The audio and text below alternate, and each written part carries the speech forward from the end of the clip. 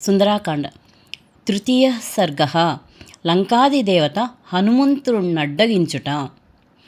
వాయుతనయుడు మహాబలశాలి కపిశ్రేష్ఠుడు కాలోచితముగా ఆలోచన కలవాడగు ఆ హనుమంతుడు ఆకాశము నుండి వేలాడుచున్నదో ఎనునట్లున్నదియు వాలిన మేఘము వలె నల్లనైయున్న లంబమను పేరుగల త్రికూట శిఖరము నుండి లంకను చేరుటకు చాలినంత లంఘనాశక్తిని కూర్చుకొని రాత్రివేళ సుందర వదనములు జలాశయములతో ప్రసిద్ధమై రావణుడు పాలించునదగు లంకలో ప్రవేశించెను.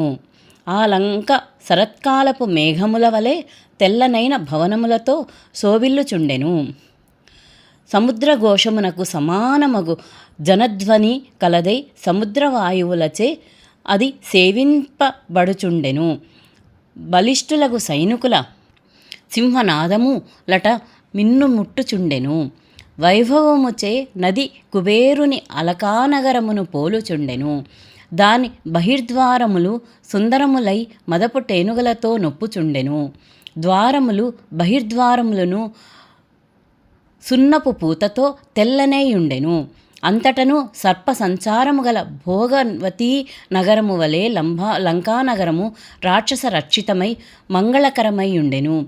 అది మెరుపులతో కూడిన మేఘములతో వ్యాప్తమై నక్షత్ర మార్గముగా ఆకాశమున మంద వాయు సంచారము కలదై దేవేంద్రుని అమరావతిని పోలుచుండెను. సువర్ణ వికారములకు ప్రాకారములతో పరివేష్టితమై చిరుగజ్జల మ్రోయు టెక్కములతో నలంకరింపబడిన ఆ లంకను చూడగానే హనుమంతుడు హర్షమునొందెను. వెంటనే విస్మయముతో లంకనంతను చూచి ప్రాకారము చేరుకొనెను. ఆ నగరపు ద్వారములు సువర్ణమయములై ఉండెను. కొన్ని వేదికలు వైడూర్య నిర్మితములై ఉండెను. మరికొన్ని వజ్రములు స్ఫటికములు ముత్యములు పొదుగబడి ఉండెను. నేల రత్నములతో నిబద్ధమై ఉండెను.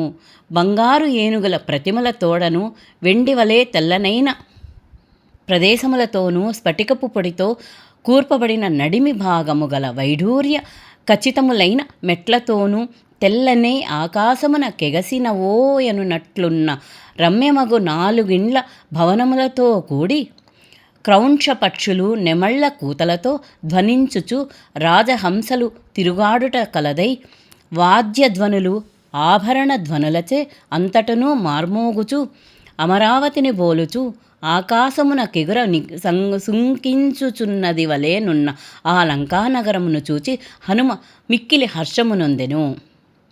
సుందరమై మంగళకరమై ఉత్తమోత్తమమై సంపత్సమృద్ధమైన రావణుని లంకాపురిని చూచి పరాక్రమశాలియగు హనుమంతుడిట్లు తలంచెను.